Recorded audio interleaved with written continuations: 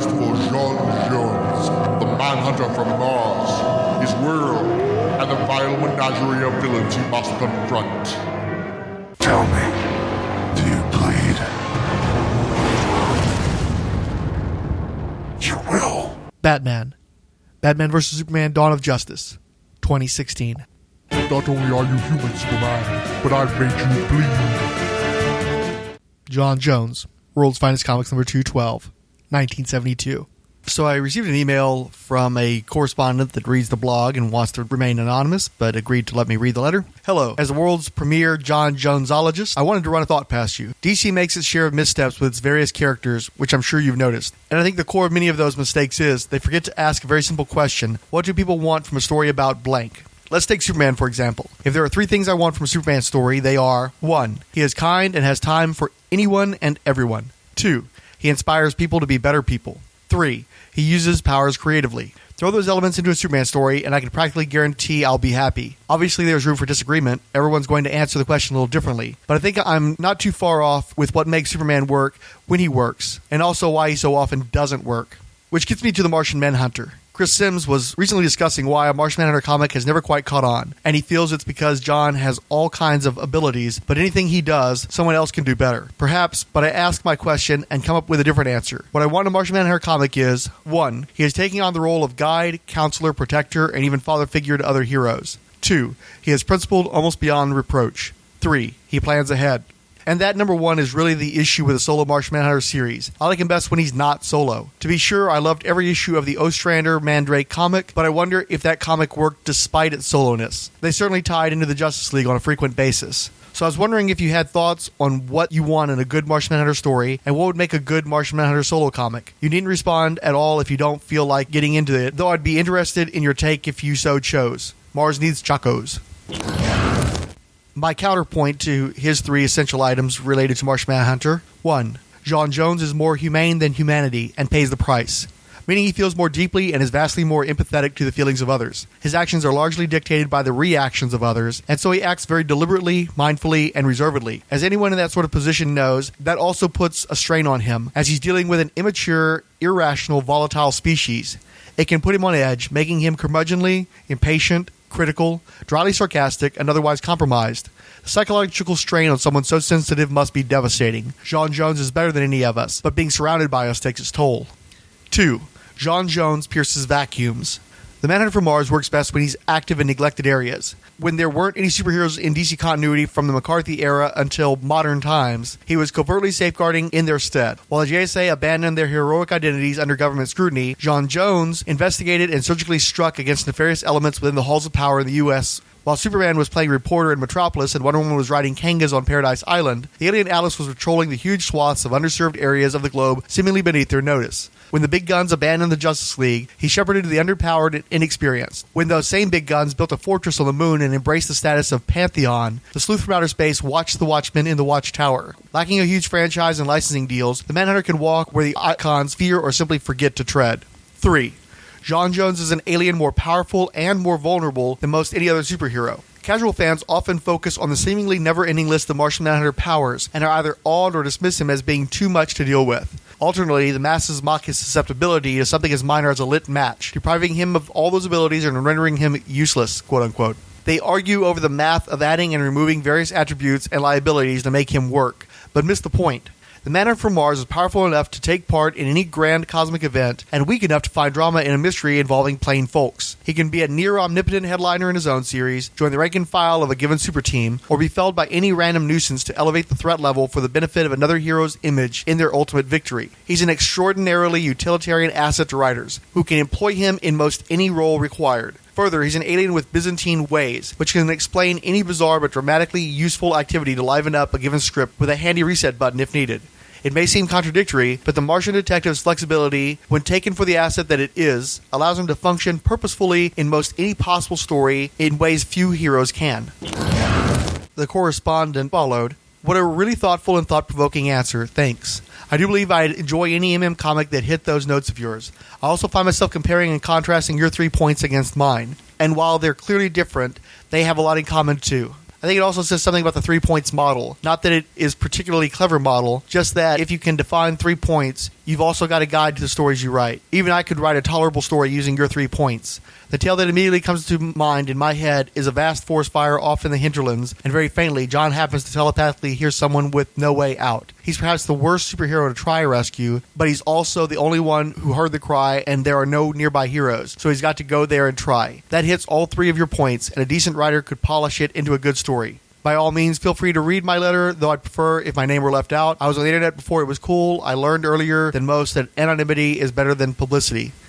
Your ego betrays you. Will you not listen to reason?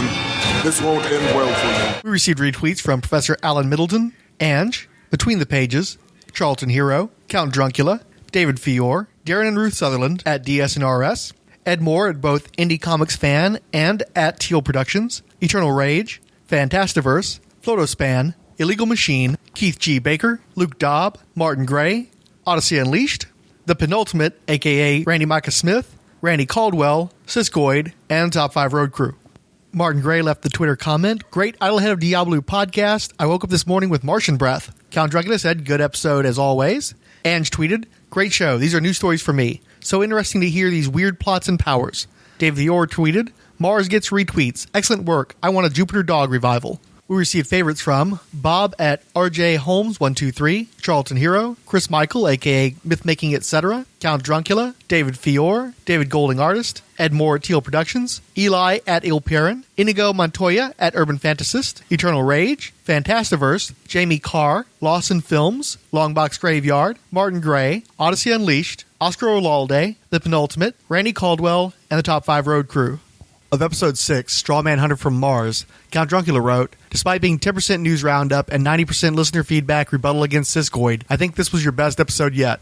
It sparked a lot of thoughts this morning, so I'll try to make sense of them. 1. Ben Oliver's art was the most enticing prospect of the new Martian Manhunter series. I've enjoyed Eddie Barrow's stuff in the past, but to have so much creative turnover before the release, I'm hard-pressed to think of a time in recent history when that didn't signal the death in utero of a series. 2. I don't know where this memory came from, but when I began exploring most of DC's Pantheon a couple of years ago, I conceived of a sort of fan fiction story where Supergirl appears to Superman for the first time, only to be revealed by Jean at the end that Supergirl was Miss Martian all along. Not trying to hurt Kal-El, but just selfishly trying to glom onto her hero, Superman, whilst rejecting her Martian heritage. Yeah, I have no idea where that idea came from. 3. I'm of two minds regarding J'onn J'onzz being the last surviving Martian. On one hand, it adds a layer of tragic nobility to his character and opens the door for survivor's guilt stories and positioning J'onn as a harbinger character with a cautionary message for Earthlings. On the other hand, it's yet more fodder for the second-rate Superman comparisons. I think I prefer J'onn being part of a surviving, though not necessarily thriving, Martian race, either stolen away to Earth by human technology, slave narrative themes, or banished by his own, either because he's too progressive and forward-thinking for a stagnant traditionalist culture, or possibly too stubborn and hardline for a changing culture. 4.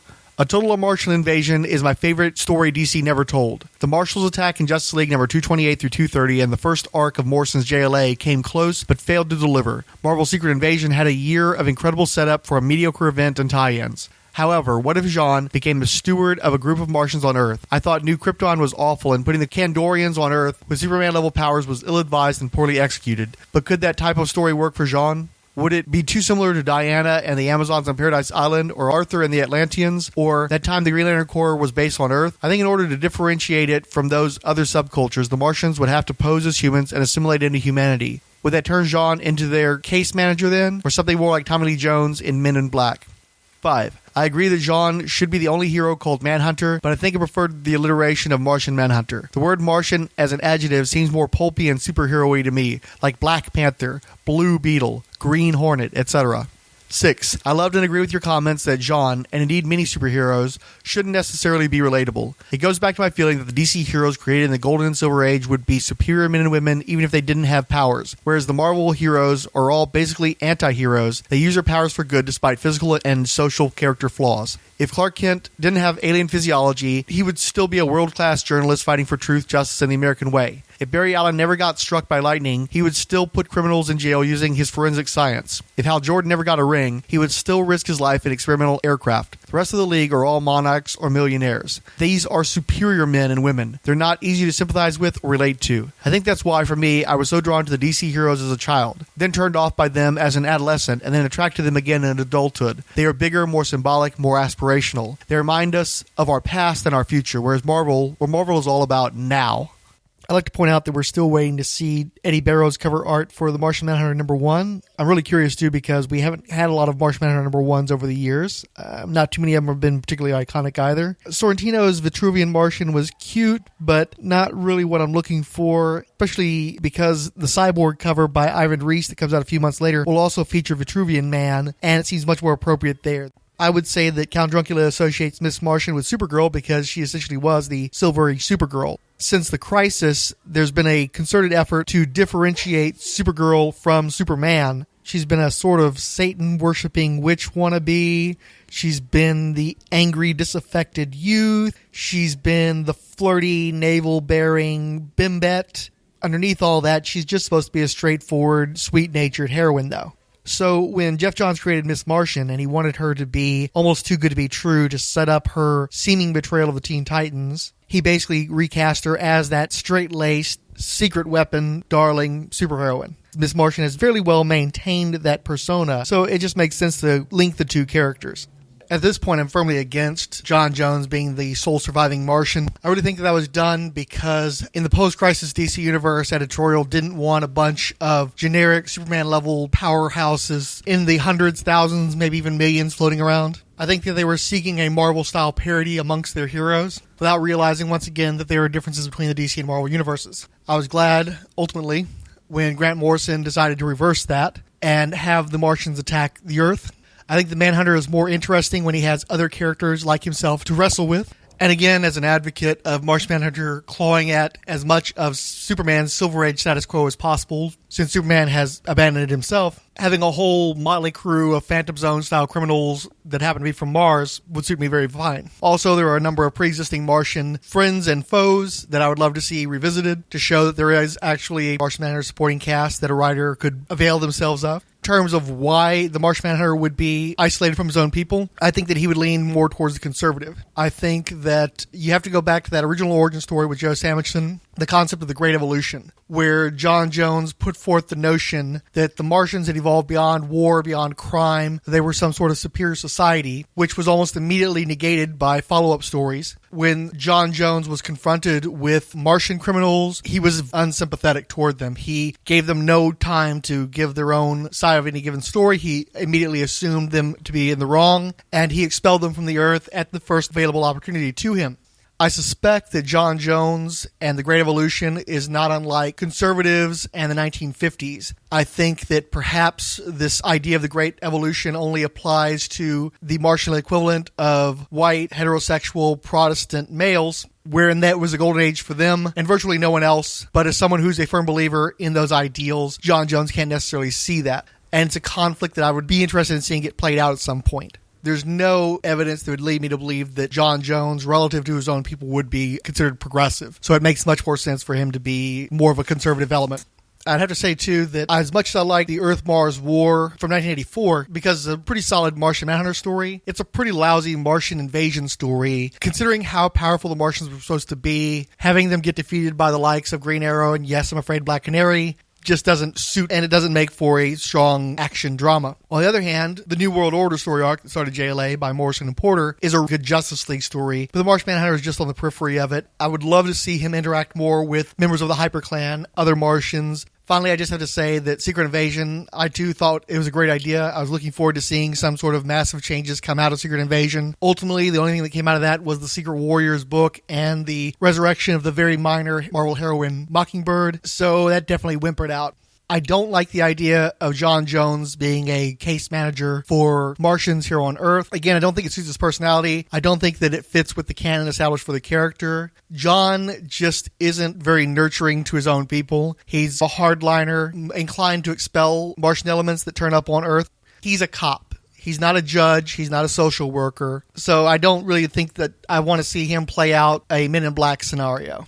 And in terms of the DC heroes being sort of superior people, back when I was first getting into Martian Manhunter on the DC message boards, I wondered, given that John Jones was a sole survivor of Mars at that time, whether he was just an average schmuck amongst the Martians. Maybe he just wasn't anything special, and the only thing that makes him special is the trip to Earth and the powers that gave him. In retrospect, I recognize that doesn't fit with the DC narrative, doesn't suit the DC universe, and it doesn't suit his canon either. He was introduced as a scientist that by his own reckoning was comparable to Dr. Erdell. He's a guy who was shown to work on some advanced robotics. He was probably involved with Project Starride, so he was kind of a big deal. In more recent history, in the post-Zero Hour version of the character by Ostrander and Mandrake, he was shown to be a Manhunter, one of the most significant of the Manhunters, somebody who could get his own evil, twisted brother, Malefic, a lightened sentence because of the influence he had amongst his people and amongst their law enforcement. So John Jones does fit that mold as well. He is definitely a DC hero in the sense that he is among the Ubermenschen. I'm not saying I advocate that generally speaking. It's not necessarily my personal philosophy, but I think it's a philosophy that suits the DC universe. And there's a certain type of story that gets played out when you put things in those terms that belongs in the DC universe that does not belong in the Marvel universe. And I do, again, love the distinctions between those two universes.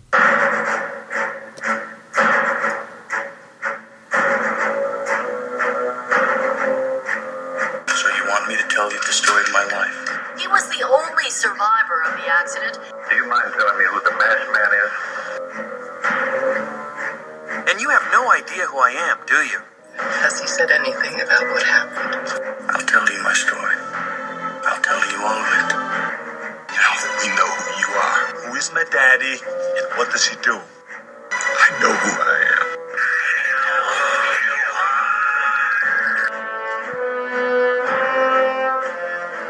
am. Coming soon. The Secret Origins Podcast, a review show dedicated to the post-crisis Secret Origins series published by DC Comics. Join me, Ryan Daly, and an all-star assembly of guests to reveal the untold origin stories of DC Comics' most legendary characters, as well as Kong Gorilla. Starting in June, the Secret Origins Podcast.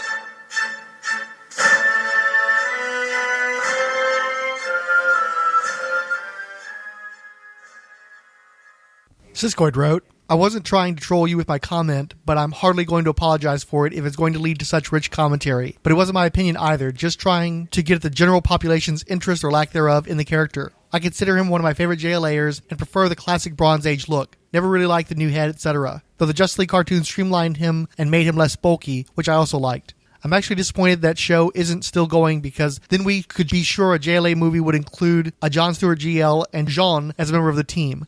And Hawkgirl. Oh yeah, Hawkgirl. Definitely Hawkgirl. Ange wrote, another great show covering a number of topics. Loved it. 1. I doubt that the commander on Supergirl will be a Kryptonian. I bet the race outside of Kara is sequestered in the cinematic universe. 2. Great discussion about Jean as a character. I think the word alternative is so perfect. I see that in Supergirl too. She's in Superman or Wonder Woman. She's other. In fact, when I look at all the character blogs and sites I enjoy, they all focus on a littler known, less appreciated character with a site owner pointing out how much these characters should be appreciated. As for wanting popularity, I'm in a weird place right now. There are lots of people talking about Supergirl right now. That should be good, right? I've been yelling for 7 years for people to recognize how great Kari is. So now what? 3. I also love the name Manhunter. As you point out, the history of the name in the DC Universe is huge. He should use it. And like Count, I also loved superheroes in my adolescence, drowning myself in Vertigo and indie stuff. I rediscovered them in my adulthood because I needed to see inspirational heroes again. I don't know if comics have that a lot nowadays. I don't need to relate to these characters in any other way than saying we all should be helping each other. But I don't need to see characters struggling with work deadlines, filling their gas tanks, etc.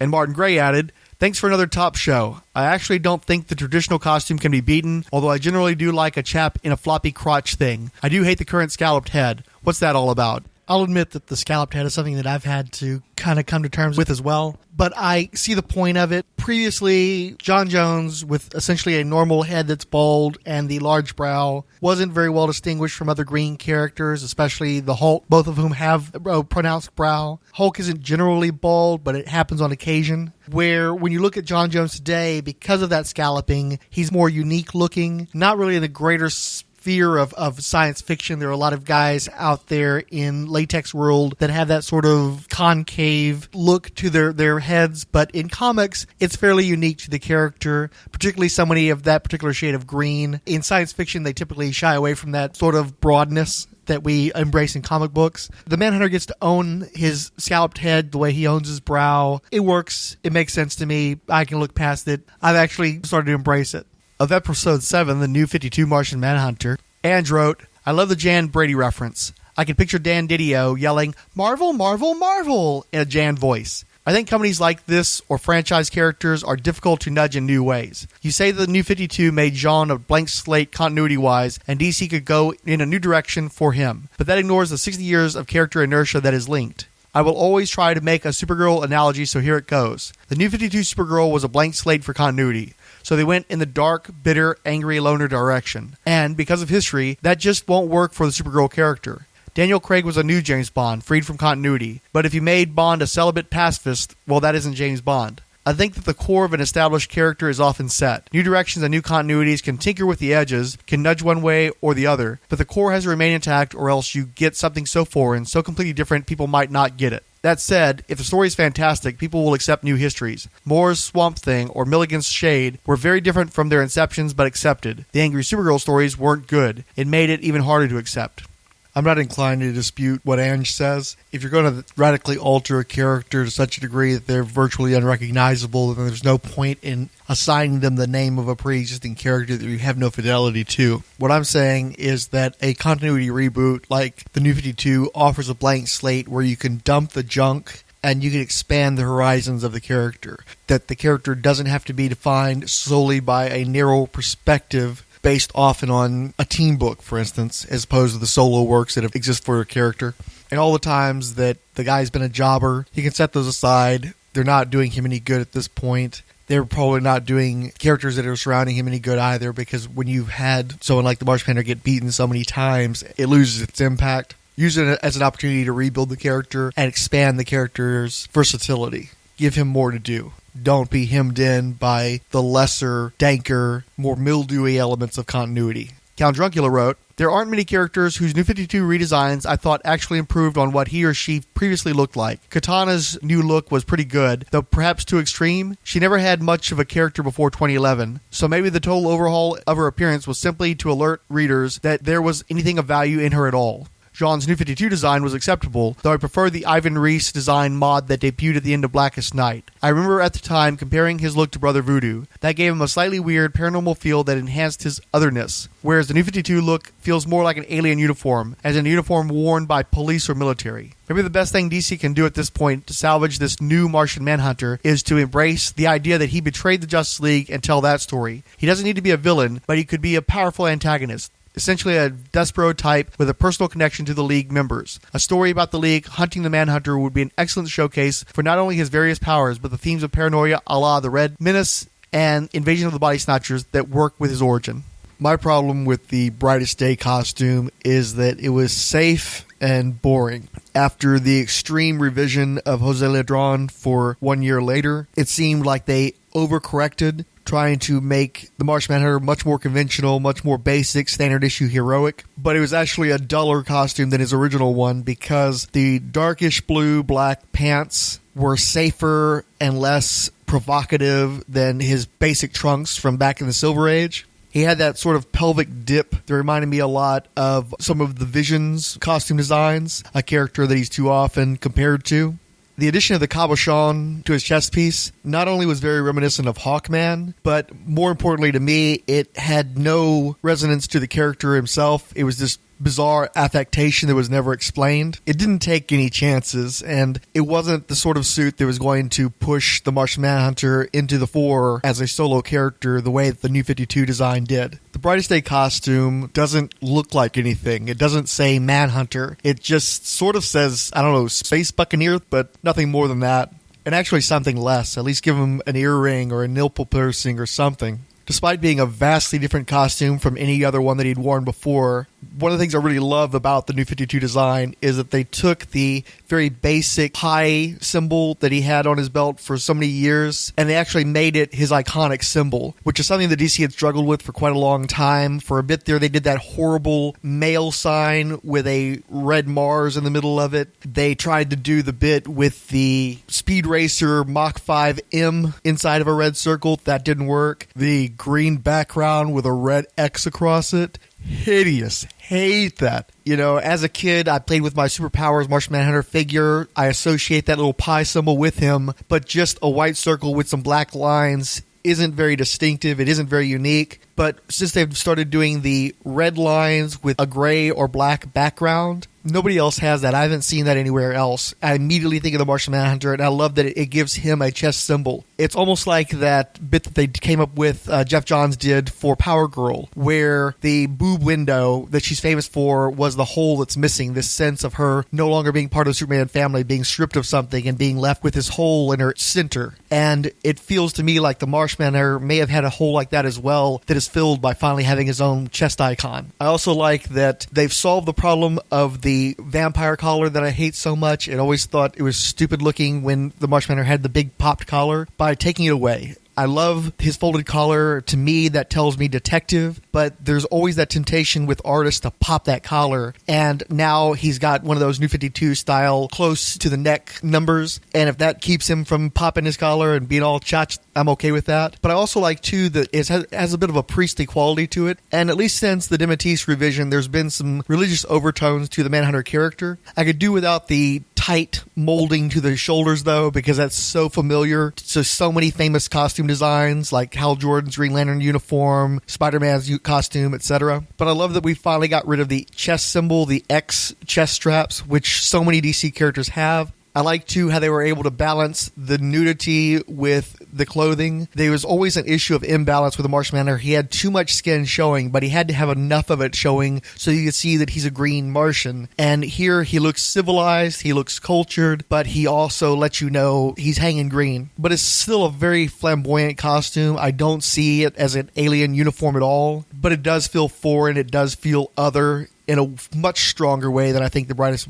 Day costume ever could pull off. It's much less conventional, much more unique. And the one character that he does somewhat resemble is the original incarnation of Drax the Destroyer, the 1970s Jim Starlin design, especially with all that purple. But since that design has been abandoned by the character, almost certainly permanently now that we've seen Dave Bautista's version of the character on the silver screen in Guardians of the Galaxy, and that whole Riddick thing seems to suit Marvel much better than his old school 70s garb. It's a great costume that he had there. If they can take elements from that and give it to the Martian Manhunter and make him look more distinctive, even if he does look a little bit more like Drax, I can live with that. I'm cool with that. He looks like a Martian Manhunter to me now. Let me also say that I very much preferred several of Katana's costumes from prior to Flashpoint over the current suit. I don't think anybody looked like Katana back in the old days. I think that she looks like tons of characters today. I don't find her new look interesting in the least. And I'm really sorry that the DC Superhero Girls line is taking their cues from the New 52 costume, because the black, gray, red, and white does not differentiate that character very well from Batgirl, from, of all people, Harley Quinn, where the yellows and oranges that she used to have were much more her own and would just add some additional colors to that line. There's a lot of repeating colors among those superheroines. As for John Jones as an antagonist to the JLA, this is another something that I'm not going to be able to agree with, because you say that that'd make him a Despero-like character. Well, there already is a Despero. We don't really need two of them. We've also seen that story play out a number of times, I think most memorably in JLA Year 1. I don't have a problem with the Manhunter having issues with the League, especially if that propels him more towards solo adventures and adventures with different characters instead of repeating the same patterns as previous continuities. But being an outright antagonist, being somebody that the JLA is pursuing for crimes or what have you, I don't really feel the need to see that. I think that's something that they was teased by the Jeff Johns, Dave Finch, Justice League of America series. It didn't play out, and I'm not sorry that that didn't happen. Making him a guy who fights the JLA still makes him a character who's about being with the JLA, not about being his own Manhunter.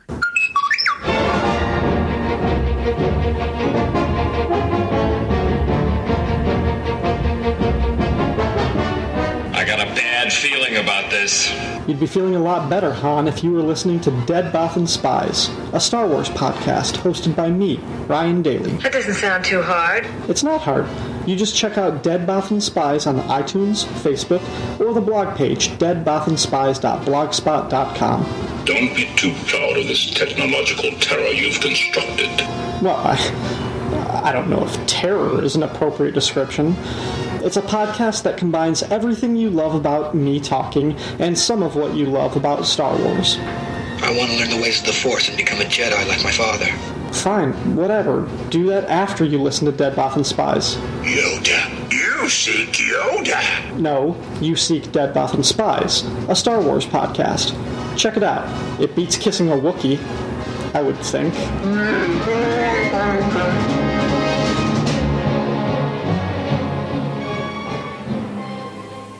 Siskoid wrote, I wanted to like New 52 Stormfront because I like Paul Cornell and John was in it, but found the Wildstorm stuff mostly uninteresting and not a good fit for the DCU in any form. Jim Lee wanted royalties and or keeping his properties in the public eye for licensing purposes, presumably. I don't know. Feels like corporate greed for a publisher to force the line into a self-serving shape, and that's no way to run things from a creative standpoint. Not surprisingly, none of the New 52 Wildstorm implants have been successes. It looks like ditching the New 52 label is part of an initiative to do away with the grim house style that's been a part of the new books in the line over the past 3 years. The Batman family of books is certainly showing signs of that already. DC, as usual, following Marvel's lead a few years late.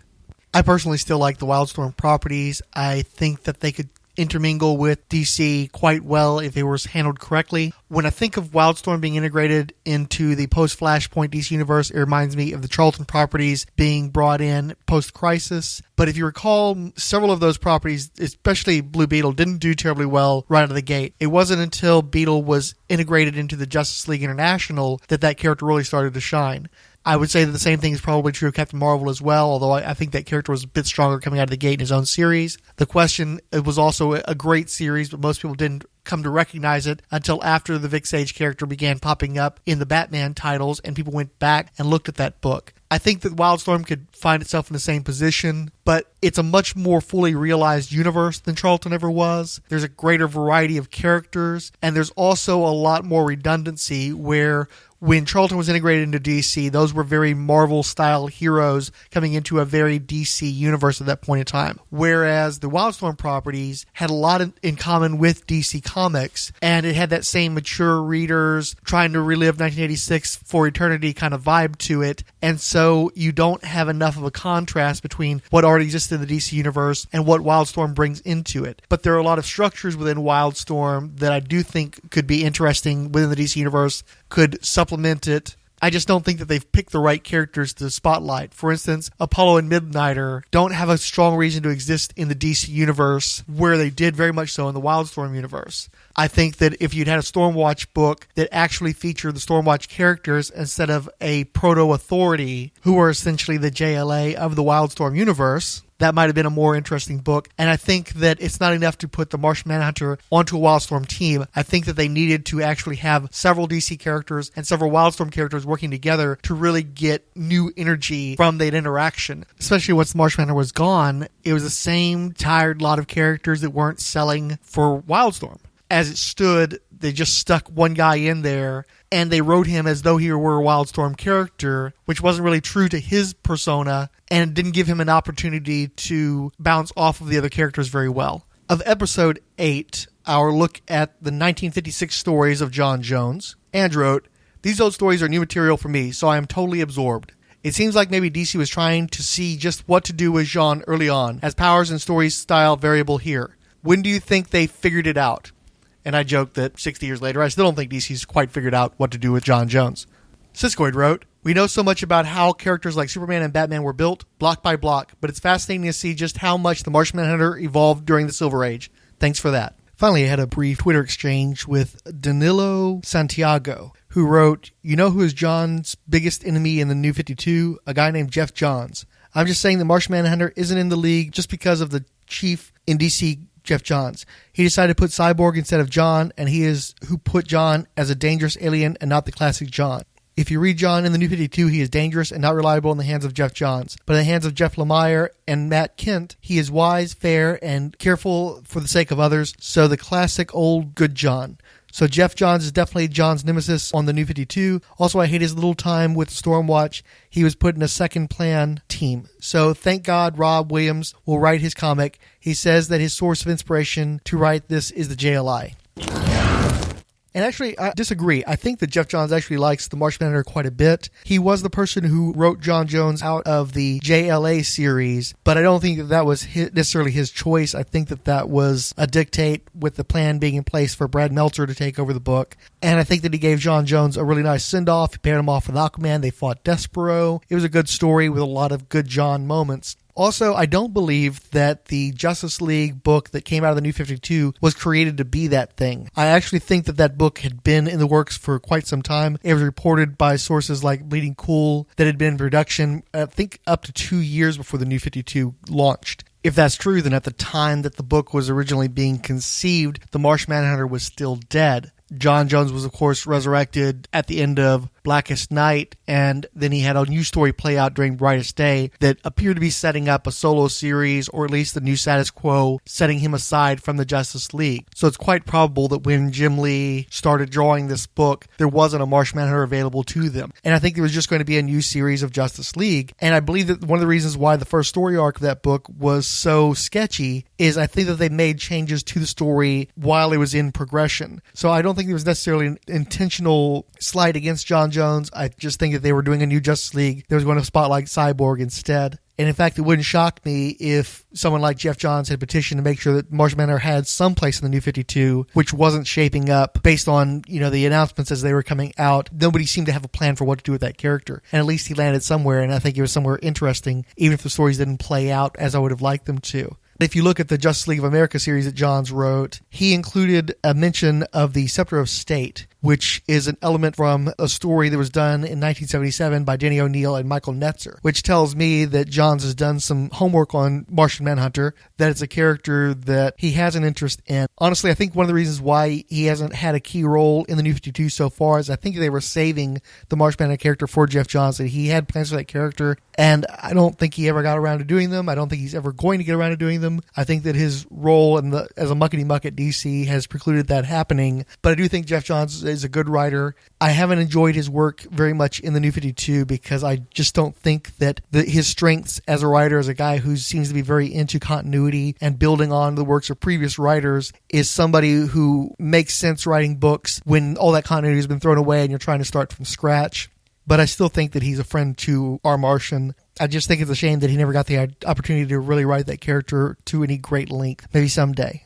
I realize that he also wasn't necessarily the warm and cuddly, choco-eating Martian Manhunter that a lot of people enjoy. I enjoy that Manhunter as well, but I think that it can be stifling. I think that you can have the Martian Manhunter character evolve to such a degree that he can't really function as a action hero.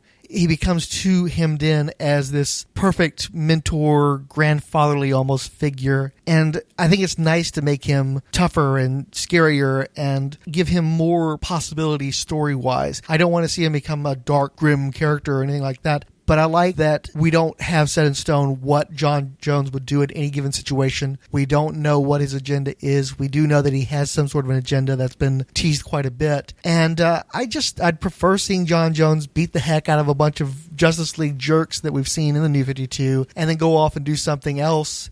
I don't want John Jones to be the Danny Tanner in the Full House of Superheroes. I also don't want him to be Bob Saget, Deep Blue, Rydbold stand-up comic either, but there has to be a more interesting middle ground between those two extremes.